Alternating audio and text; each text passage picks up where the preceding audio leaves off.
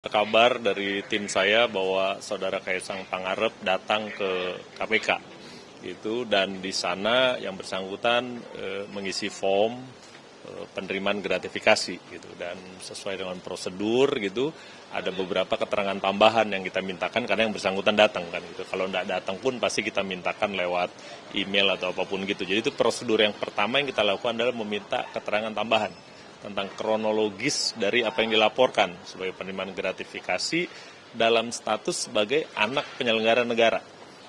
Sesudah kronologisnya kita dapat gitu, dan seperti biasa kita punya waktu 30 hari untuk menganalisa sebelum menetapkan apakah ini milik negara atau milik yang bersangkutan. Kalau milik negara maka dinilai gitu ya, fasilitas itu berapa nilainya dan nanti akan diganti dalam bentuk uang.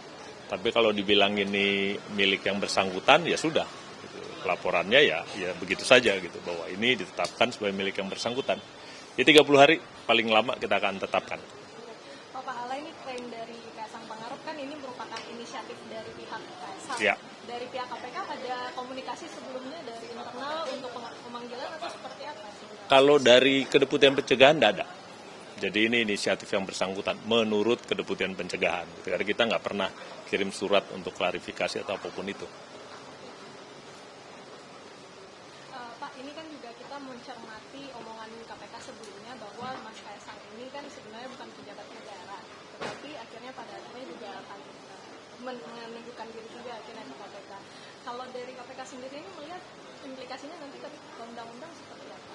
Kita bilang sih bagus aja gitu, karena ini untuk mengklarifikasi semua gitu ya. Artinya kan ada sebagian yang bilang, oh ini harus dipanggil klarifikasi karena ada diduga gitu, ada ini dan itu gitu. Dan yang bersangkutan juga kita bilang di sisi yang lain kan, oh dia bukan penyelenggara negara, kalau dipanggil apa juga gitu. Kalau yang bersangkutan tidak mau datang gimana juga, kira-kira gitu. Jadi kalau dari KPK ngelihat kedatangan yang bersangkutan ke KPK mengklarifikasi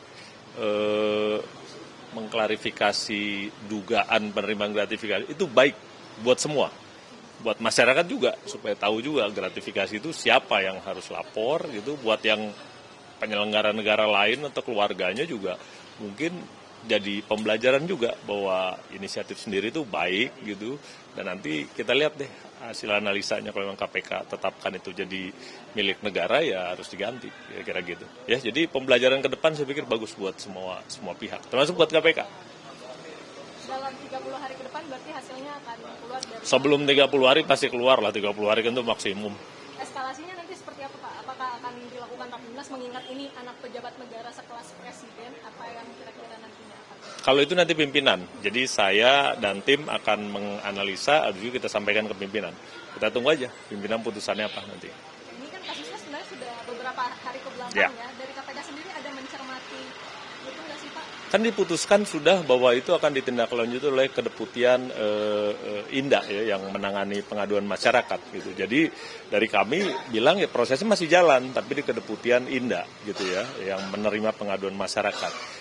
Jadi memproses pengaduan masyarakat kan gitu ya. Nah kita bilang masih jalan tetap gitu ya. Jadi ya bahwa ada perkembangan terakhir ya kita bilang lebih bagus karena akan lebih cepat dia semuanya jelas gitu. Oke, berarti dua proses ini baik dari Dumas maupun Deputi Pencegahan Ya. akan terus berlangsung. Ya.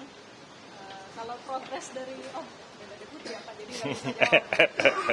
Nggak tahu kalau yang gitu. Oke. Ya. Oke ya, cukup ya. Makasih.